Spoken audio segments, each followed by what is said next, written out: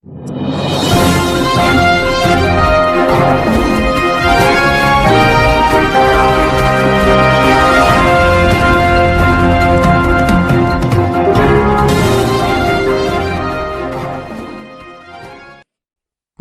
వార్తలకు స్వాగతం. ముందుగా ముఖ్యాంశాలు. CM Chandrababu Naidu press meet, పలు అంశాలపై వివరణ.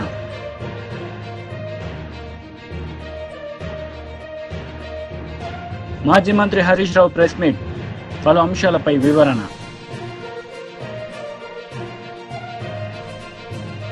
సీఎం టీడీపీ అధినేత నారా చంద్రబాబు నాయుడు ప్రెస్ మీట్ నిర్వహించారు. ఈ సందర్భంగా పలు అంశాలపై ఆయన మాట్లాడారు. ప్రధానంగా బుడమేరు బ్రిడ్జ్ క్లోజ్ చేయాలి. దానివల్ల నీళ్లు వచ్చేది ఆగుతుంది. ఇప్పుడుండే నీరన్నీ కూడా డ్రైన్ చేయాలి. ఇవన్నీ బయట వెళ్ళిపోవాలి. అప్పుడే మేము చేసే పనులకు సార్థకత ఉంటుంది. ఈరోజు 6వ రోజు చాలా స్ట్రగుల్ చేస్తున్నాం. నిన్న మళ్ళా వర్షాలు వచ్చాయి. వర్షాలు వచ్చిన తర్వాత 3 బ్రీచ్ల్లో 2 బ్రీచ్ని క్లోజ్ చేశాం. ఒకటి ఉంది. ఆ ఒకటి వల్ల 40-50% నీళ్లు వచ్చే పరిస్థితి వస్తూ ఉంది. నిన్న 9,000 క్యూసెక్స్ ఆఫ్ వాటర్ వచ్చింది. ఆ వాటర్ వల్ల కొద్దిగా కొన్ని ప్రాంతాల్లో లెవెల్స్ పెరిగి మళ్ళా ఇబ్బంది కలిగించే పరిస్థితి వచ్చింది. ఇప్పుడు తగ్గింది. దగ్గర 3,000-3,500 వస్తూ ఉంది.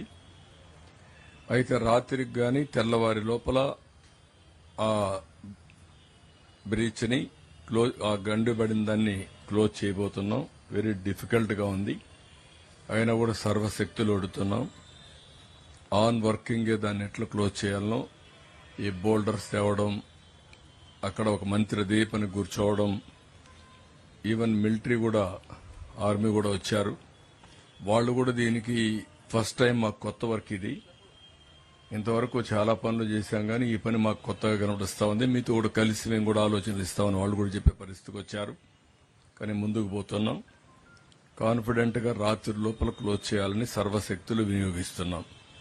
అదైతే పైన నుంచి వచ్చే వాటర్ మనకు ఈరోజు మధ్యాహ్నం కూడా నేను అడిగాను, ఎక్కడైనా క్యాచ్మెంట్ ఏరియాలు రెయిన్స్ పడ్డాయని అడిగాను. ఎక్కడా క్యాచ్మెంట్ ఏరియాలు రెయిన్స్ పడలేదు ఈ రోజు వరకు మధ్యాహ్నం నుంచి. ఇప్పుడు ప్రస్తుతానికైతే ఇన్ఫ్లోస్ రావనేది ఒక నమ్మకం. మళ్లీ ఇప్పుడు రాత్రికి పడితే 5-6 గంటల్లో మళ్ళా నీళ్లు వచ్చే ప్రమాదం వస్తుంది. ఏదేమైనా అన్ని జాగ్రత్తలు తీసుకుంటున్నాం. అన్ని కంట్రోల్ చేయడానికి ముందుకు పోతున్నాం. ఇంకొక పక్కన ఒక వార్ ఫుటింగ్ లో మొత్తం కార్యక్రమాలన్నీ చేస్తున్నాం. ఎప్పటికప్పుడు నేను 4-5 రోజులు నేను చెప్తున్నాను, పబ్లిక్ నుంచి మేము ఫీడ్బ్యాక్ తెప్పించుకుంటున్నాను. ఐవీఆర్ఎస్ ద్వారా వేరియస్ ఇన్ఫర్మేషన్ తెప్పించుకొని దాని మీద ఏ విధంగా యాక్ట్ చేయాలన్నా మా వాళ్ళకు కూడా ఫీడ్బ్యాక్ ఇచ్చి ముందుకు తీసుకెళ్తున్నాం. 149 సచివాలయాలు అర్బన్ ఏరియాలో, ఒక 30 సచివాలయాలు రూరల్ ఏరియాలో, అదే సమయంలో 32 వార్డుల కింద డివైడ్ చేసి, డివిజన్ల కింద డివైడ్ చేసి ఎప్పటికప్పుడు వచ్చిన సమాచారాన్ని అక్కడుండే ఇన్ఛార్జెస్ పంపిస్తున్నాం. వాళ్ళను కూడా యాక్టివేట్ చేస్తున్నాం. ఇంకా లాస్ట్ మైల్ రీచ్ కావడానికి ఏమేం చేయాలన్నా అవన్నీ చేస్తున్నాం. ఈరోజు మీరు చూస్తే శానిటేషన్ మొత్తం జరిగిందా లేదా అని అడిగితే దగ్గర 76.2% మా ప్రాంతంలో శానిటైజేషన్ బాగా జరిగిందని చెప్పే పరిస్థితికి వచ్చారు. ఇంకా మీ ప్రాంతంలో నీళ్లు ఉన్నాయని అడిగితే 68% నిన్నటి కంటే ఒక 5% తగ్గింది. ఇంకా నీళ్లున్నాయని చెప్పే పరిస్థితికి వచ్చారు. ఇంకొక పక్కన మెడికల్ క్యాంప్స్ రన్ అవుతున్నాయంటే 76% రన్ అవుతున్నాయని చెప్పారు. వైసీపీ లీడర్ మీడియా సమావేశం నిర్వహించారు. ఈ సందర్భంగా పలు అంశాలపై ఆయన మాట్లాడారు. పూర్తి సాక్ష్యాధారాలు కూడా 6వ తేదీ జూలై 6వ తేదీన తిరుపతి భీమాస్ ప్యారడైజ్ లో రూమ్ నెంబర్ 109 సాయంత్రం 4 గంటలకు ఒకసారట. తర్వాత జూలై 17, 2024న అదే భీమాస్ ప్యారడైజ్ లో రూమ్ నెంబరు 105లో మధ్యాహ్నం 3 గంటలకంట. అది కాక ఇదంతా చేసేసి బెదిరిస్తా ఉంటే వాళ్ళ భార్య భర్త చనిపోవాలా, ఏం చేయాలనేటువంటి దిక్కుదోచిన స్థితిలో ఈరోజు హైదరాబాద్కి వెళ్ళి ప్రెస్ మీట్ పెట్టారంటే మనం అర్థం చేసుకోవాల్సింది ఒకటే, ఈ రాష్ట్రంలో శాంతి భద్రత ఎలా ఉన్నాయి, ఈ రాష్ట్రంలో మహిళలకు రక్షణ ఎలా ఉంది, ఈ రాష్ట్రంలో తప్పు చేస్తే అధికార పార్టీ వాళ్ళైతే తెలుగుదేశం పార్టీకి సంబంధించిన శాసనసభ్యులైనా మంత్రులైనా ఎవరికి కూడాను శిక్షలు పడవు, వారి మీద కేసులు నమోదు కావు, వారి మీద చర్యలు ఉండవు అనేటువంటి ఉద్దేశంతో ఆ మహిళ హైదరాబాదులో వెళ్ళి పక్క రాష్ట్రంలో పెట్టిందంటే అర్థం చేసుకోవచ్చు. ఈ రోజు ఇది బయటకు వచ్చి సోషల్ మీడియాలో వైరల్ అయ్యి దానికి సంబంధించినటువంటి కాల్ లిస్ట్ కూడాను ఆవిడ పూర్తి సాక్ష్యాధారాలతో వచ్చింది. 100 కాల్స్, నిమిషాలకు అర్ధరాత్రులు కాల్ లిస్ట్ కూడా రిలీజ్ చేసిన తర్వాత ఈరోజు తెలుగుదేశం పార్టీ రాష్ట్ర శాఖ అధ్యక్షుడు శ్రీనివాసరావు గారి పేరుతో ఆ ఎమ్మెల్యేని పార్టీ నుంచి సస్పెండ్ చేస్తున్నామని చెప్పి చేతులు దులిపేసుకుంటారా? అది కూడా ఏం పెట్టారు, మహిళల పట్ల అసభ్యంగా ప్రవర్తించినందుకంట. ఇది అసభ్యంగా ప్రవర్తించినందుక, అత్యాచారం చేసినందుకు ఏమీ పనిష్మెంట్ లేదా? హత్యాయత్నం చేస్తామని బెదిరించినందుకు కేసు తీసుకోరా? కనీసం విచారణ వేయరా? ఆయన మీద కేసు పెట్టరా? ఏం జరుగుతుంది? ఒక సాక్షాత్తు తెలుగుదేశం పార్టీ మహిళా నాయకురాలే వారి ప్రభుత్వం మీద నమ్మకం లేక పక్క రాష్ట్రానికి వెళ్ళి అక్కడ ప్రెస్ మీట్లు పెట్టి నా బాధ ఇదే అని తప్పించుకోండి అక్కడ భయంతో పక్క రాష్ట్రాల్లో ఉంటే, ఈరోజు చంద్రబాబు నాయుడు గారు అదేవిధంగా డిప్యూటీ సీఎం గారు మీరు ఈ మహిళకు మీ పార్టీకి సంబంధించిన ముఖ్యంగా ఆ మహిళా మంత్రివర్యులు హోంశాఖ మంత్రి అయినటువంటి ఆ హోంశాఖ మంత్రివర్యులు ఒక్కసారి ఇటు చూడండి. ఎటు పక్క పార్టీ వాళ్ళ మీద విద్వేషం చెలరేగి చేస్తూ ద్వేషంతో దాడులు గొడవలు చేస్తున్నారు కదా, మీ పార్టీకి సంబంధించిన బీజేపీ లీడర్ మీడియా సమావేశం నిర్వహించారు. ఈ సందర్భంగా పలు అంశాలపై ఆయన మాట్లాడారు. उसके बाहर 3.5 घंटे इंतजार कराया गया. we were forced to wait for 3.5 hours. इसके बावजूद कि कई लोग उस कमरे में जा रहे थे और आ रहे थे. Multiple people were going and coming from that room. They were entering the room and they were exiting the room. But parents के लिए आप जरा सोच के देखिए, एक माता पिता के ऊपर क्या गुजरती है जब उनको पता है कि मेरी बेटी या बेटा का शव इस कमरे के अंदर है और वो 3.5 घंटे बाहर इंतजार करते हैं केवल और केवल उसे देखने के लिए, और पुलिस उसे अंदर नहीं छोड़ती है, उन्हें रोक के रखती है. और बार बार पिता बाद में कहते हैं, बार बार हमें बताया जा रहा था कि आप यहां मत खड़े होइए, आप प्रिंसिपल के कमरे में जाइए. वो प्रिंसिपल जो आज गिरफ्तार है, मिस्टर घोष, आप प्रिंसिपल के कमरे में जाइए और वहां बैठिए. हमने मना कर दिया कि हम प्रिंसिपल के कमरे में नहीं जाएंगे, हम इसी कमरे के बाहर इंतजार करेंगे. 3.5 घंटे इंतजार करने के पश्चात कुछ मिनटों के लिए मुझे अंदर बुलाया गया. आप सोचिए, ऐसा क्या करना चाहती थी पुलिस, ऐसा क्या करना चाहता था वहां का प्रशासन? उन 3.5 घंटों में बार बार उनके पेरेंट्स को, उनके माता पिता को प्रिंसिपल के कमरे में भेजकर उस एरिया को खाली करा करके क्या करना चाहती थी प्रशासन आखिरकार? और सबसे बड़ी बात, दूसरे नंबर प्रश्न में उनके पिताजी पूछते हैं कि एक ब्लैंक कागज में, खाली कागज में हमें हस्ताक्षर करने कहा गया एंड वी रिफ्यूज्ड, हमने मना कर दिया. सब अंदर पड़ा है बच्ची का, बाहर 3.5 घंटे से माता पिता इंतजार कर रहे हैं, और एक ब्लैंक कागज, कोरा कागज लाकर पुलिस कहती है आप इसमें हस्ताक्षर कर दीजिए, प्रशासन कहता है आप इस कोरे कागज में हस्ताक्षर कर दीजिए. वाई? ये 21st सेंचुरी है, पढ़े लिखे माता पिता हैं.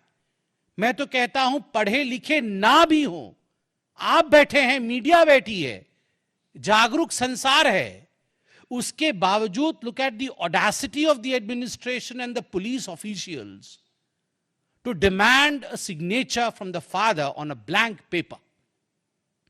क्या लिखना चाहते थे आप ऊपर में कि बेटी ने सुसाइड किया है? मैं मानता हूं इसमें किसी प्रकार से कोई मर्डर नहीं हुआ है, रेप नहीं हुआ है, ये मैं जानता हूं. ये लिखना चाहते थे? ब्लैंक पेपर में हस्ताक्षर तभी कराते हैं जब आपके मन में खोट है, आपके मन में चोर है. प्रश्न नंबर 3, क्वेश्चन नंबर 3, जो पिता पूछते हैं, वाई डिले इन पोस्टमार्टम, कि आखिरकार पोस्टमार्टम करने में, पीएम करने में आपने डिले क्यों किया। पूरा का पूरा टाइमलाइन पिताजी ने उनका दिया हुआ है। उन्होंने कहा कि पोस्टमार्टम जो है, जिस प्रकार से काम चल रहा था, एट दी मोस्ट लेट भी करते तो 5 बजे तक पूरा हो जाना चाहिए था, मगर पोस्टमार्टम उसके बाद होता है।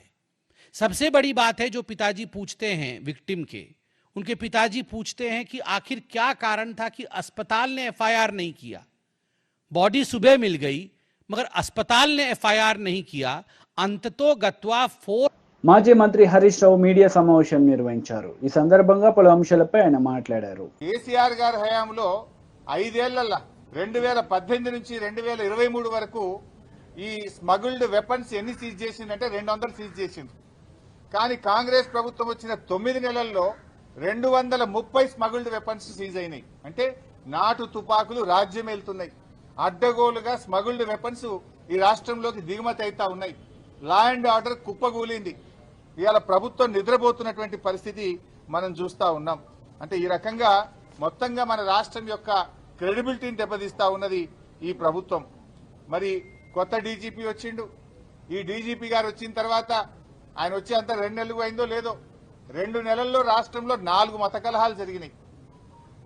ఆ రోజు 10 ఏళ్ల కేసీఆర్ గారి హయాంలో ఎక్కడా మత కలహాలు జరిగేది కావు. ఈ ప్రభుత్వం ఇవాళ ఈ డీజీపీ గారు వచ్చినాక 4 జరిగినాయి. ఒకటేమో నిర్మల్లో, రెండవది సనత్ నగర్లో, మూడవది గోషామహల్లో, 4వది జైనూర్లో. 4 చోట్ల ఈరోజు మత కలహాలు జరిగినాయి ఈ డీజీపీ గారు వచ్చిన తర్వాత. సిస్టమ్ మొత్తం కొలాప్స్ అయిపోయింది. ఇలా నేను వ్యక్తిగతంగా ఎవరితో మాట్లాడతలేను. సరి అయిన అధికారిని సరి అయిన స్థానంలో పెట్టాలి.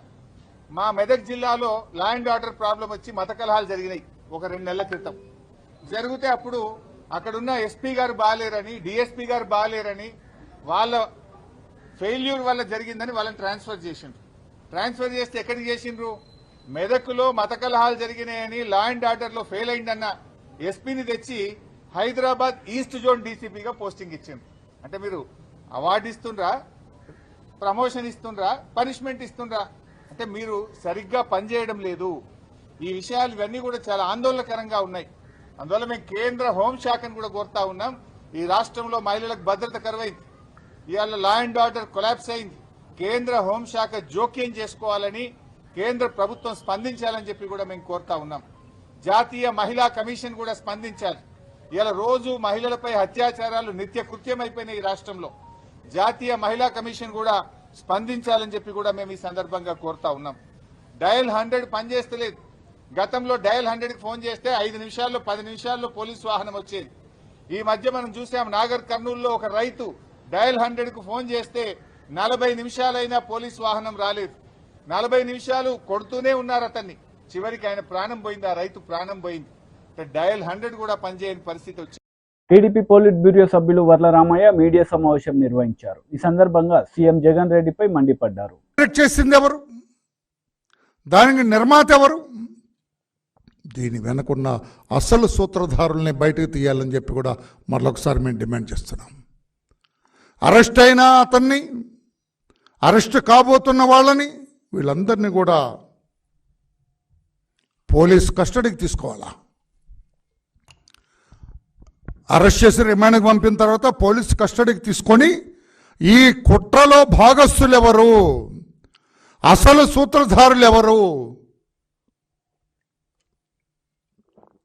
దాడి చేయమని చెప్పింది ఎవరు, ఇది బయటకు తీయాలని చెప్పి కూడా పోలీసు వ్యవస్థని మరలా నేను కోరుతూ ఉన్నాను. నేను ఆనాడు అడిగాను, ఈరోజు అదే అడుగుతున్నాను. నేను వెనకాకపోతే ఇతను చెబుతాడా ఈ ఎంపీ, అతనికి అంత బుర్ర ఉందని నేను అనుకోవట్లా. దీని వెనక పెద్దలు ఉన్నారు. ఎవరో పెద్దలు? జగన్మోహన్ రెడ్డి గారు ఆ పార్టీ అధ్యక్షుడికి తెలియకుండా దాడి జరుగుతుందండి పార్టీ ప్రధాన కార్యాలయం మీద. చెప్పు తమ్ముడు, నవ్వుతున్నాను. దాడి జరుగుతుందా? సజ్జల రామకృష్ణారెడ్డికి తెలియకుండా దాడి జరుగుతుందా? ఇది కాన్స్పిరసీ అంటున్నాను నేను.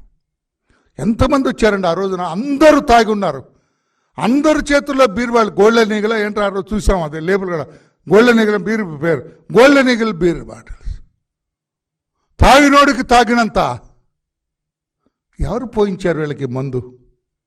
ఈ బీర్ బాటిల్స్ ఎవరు కొన్నారు? ఎక్కడ కొన్నారు? వాళ్ళ పార్టీ ఆఫీస్లో తాగారా? సీఎం గారి ఇంట్లో తాగారా? సజ్జల రామకృష్ణారెడ్డి గారు వేరే చోట అరేంజ్ చేశారు వీళ్ళందరికీ. ఎన్ని వందల బాటిల్స్ ఆ రోజున ఖాళీ అయి ఉంటాయి. ఎన్ని బాటిల్ తాక్కపోతే వాడు అడాసిటీ. నేను చాలా కాలం పోలీస్ ఆఫీసర్ పనిచేశా. బీర్ బాటిల్ ఖాళీ చేసి విసురుతారు, మొత్తం తాగి చుక్క కూడా లేకుండా ఊపి ఊపి తాగుతారు. చివరిలో లక్కీ డ్రాప్స్ కూడా వదలకుండా తాగి ఆ ఖాళీ బాటిల్ విసిరి కొడతారు. కానీ మా ప్రధాన కార్యాలయం మీద నిండు బాటిల్తో సగం బాటిల్స్, పావు బాటిల్స్ వదిలేని వాడికి ఎక్కువైపోయింది. ఒక్కొక్కడు 5, 6, అర డజన్ 10 బాటిల్ కూడా తాగి ఉంటారు. ఆ రకంగా దీనికి ప్లాన్డ్గా చేశారు కొంతమంది. I came to they have consumed drugs also. Drugs, గంజాయి సప్లై చేశారంటే ఎవరు సప్లై చేశారు? ఎవరు? ఈ కాంగ్రెస్ కుట్రదారులు మంత్రులు సప్లై ప్రెస్ చేశారా? మీట్, పలు అంశాలపై వివరణ. ఈ పాత్రధారుల్లో కొంతమంది సప్లై చేశారా? నేను అందుకే పొద్దున ఆ జైలు డాక్టర్ గారిని కూడా అడిగాను. బీఆర్ఎస్ నేతలు ప్రెస్ మీట్, పలు అంశాలపై అరెస్ట్ వివరణ. చేశారు. ఈ డ్రగ్స్ ఏమైనా తీసుకున్నారేమో మీరు ఎగ్జామిన్ చేశారని అడిగాను నేను. బ్లడ్ శాంపుల్ తీసుకోవాలి కదా. ఈ అరెస్ట్ అయ్యే ముద్దాయిలు ఎంతమంది ఉన్నారు? అందుకే నేను ఈ కేసును కూడా ఆ రోజు డ్రగ్స్ ఇన్ఫ్లుయెన్స్లో ఉన్నారు వాళ్ళు చాలామంది. గంజా తాగి ఉన్నారు. గంజా సప్లై చేసిన వాళ్ళు ఎవరు? జగన్మోహన్ రెడ్డి గారు వచ్చిన తర్వాత కదా గంజా ఇంత ప్రాబల్యం చెందింది ఆంధ్రప్రదేశ్ రాష్ట్రంలో. గంజాయి సప్లై చేసింది ఎవరు? ఎంతమంది గంజాయి పుచ్చుకున్నారో కూడా తేలాల్సి ఉంది.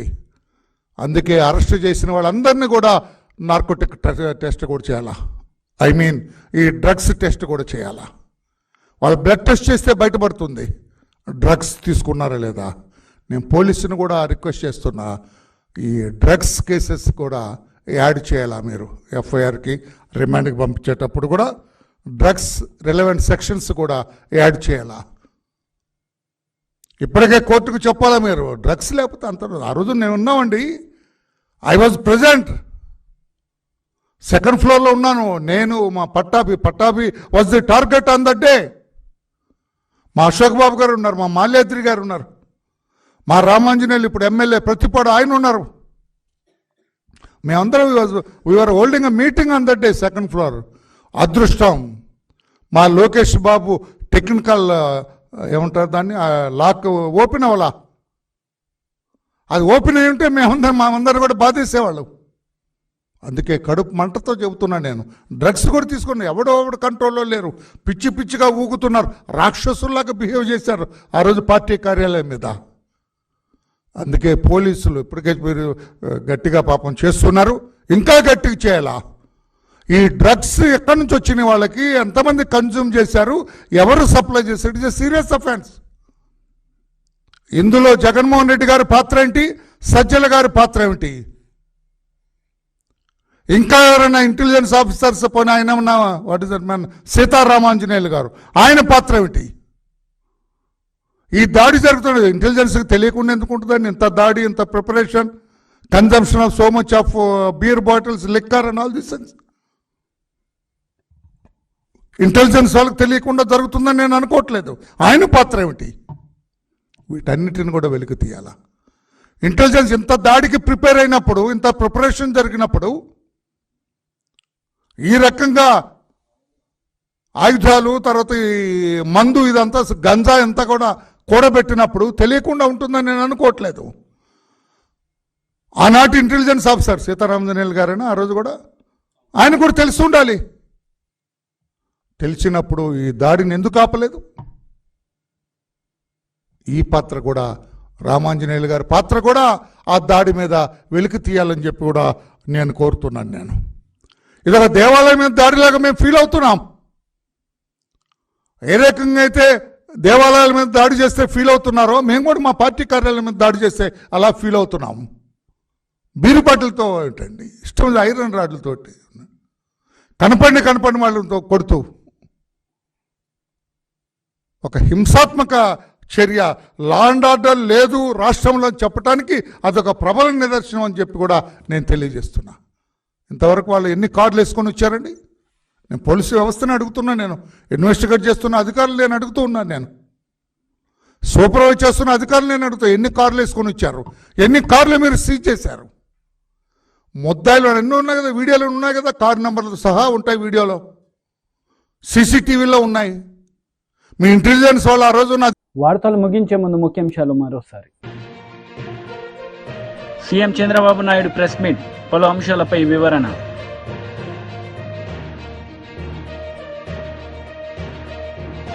మాజీ మంత్రి హరీష్ రావు ప్రెస్ మీట్, పలు అంశాలపై వివరణ.